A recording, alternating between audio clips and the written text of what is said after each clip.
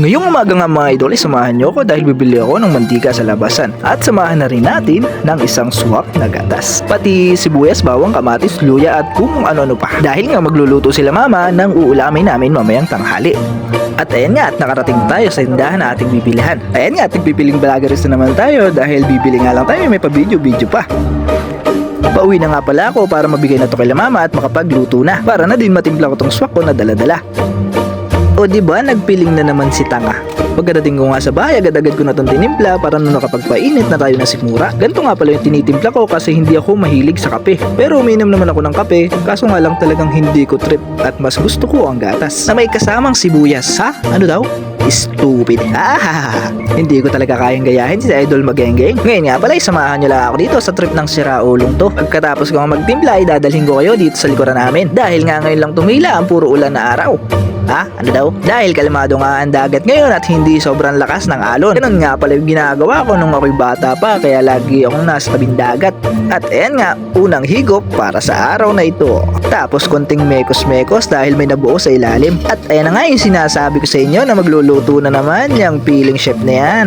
At dito nga papunta na ako sa likuran namin. Dito nga sa likuran namin ay tabing dagat na ang nasa labas. Panahon nga pala ngayon ng tag-ulan at taglakas ng hangin. Na kung tawagin nga dito sa amin ay amihanin. At may ibang tumatawag din na bugabog. Kaya kung makikita nyo ay parang chocolate ang dagat. Ayan nga pala yung kuko na sinasabi ko sa inyo nung nakaraan ating vlog. Yan nga yung dinuduungan dati ng barko. At syempre para aesthetic, uupo muna tayo dito. Kala mo naman talaga. Yung inuupuan ko nga pala ay patungan dati ng bangka. At kung makikita nyo nga yung buhanginan doon sa may tabing dagat, dadalhin ko kayo dyan mamaya. Dito nga pala ako madalas naglalaro nung ako'y bata pa. Kasama yung mga kababata ko noon. Mas gusto ko nga pala noon sa dagat kaysa sa labasan. Maganda nga palang pumunta dito lalo na kapag habagatin. Yung tipong lantap na lantap ang dagat at pwede kang manalamin sa sobrang linaw. Yung sa sobrang linaw nga ay makikita mo rin yung mga isdang lumalangoy sa ilalim. Dito nga ay napansin ko na parang humihibas. Sa mga hindi alam kung ano yung ibig sabihin ng humihibas, ito yung maglo-low tide na.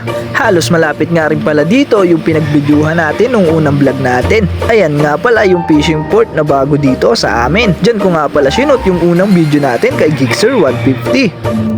Dito nga ay bumababa na ako pero may nakita akong dalawang ibon dyan.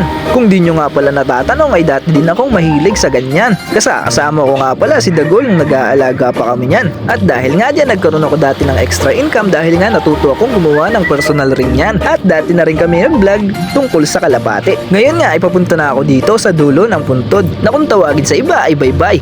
Ayan nga pala yung lugar namin, Barangay Zone 4. Sa tagal ng panahon nga pala ay ngayon lang uli ako nakapunta rito. Dahil nga nitong mga nakaraang taon ay lagi na lang maulan. At syempre ipipil natin yung vibe ng dagat. Habang naglalakad nga pala ako dito ay madami akong nakita. Isa na nga rin dyan itong tinutusok ko. Yan nga pala yung parang pong na nasa likod ng bagulan. O hindi ako sure pero sa iba ang tawag doon ay kulambutan. Yung iba nga pala ay binibigay ito sa mga alaga nilang parot para gawing laruan. At habang naglalakad nga ako dito ay may nakita akong isang laruan. At ayan nga at pinulot ko.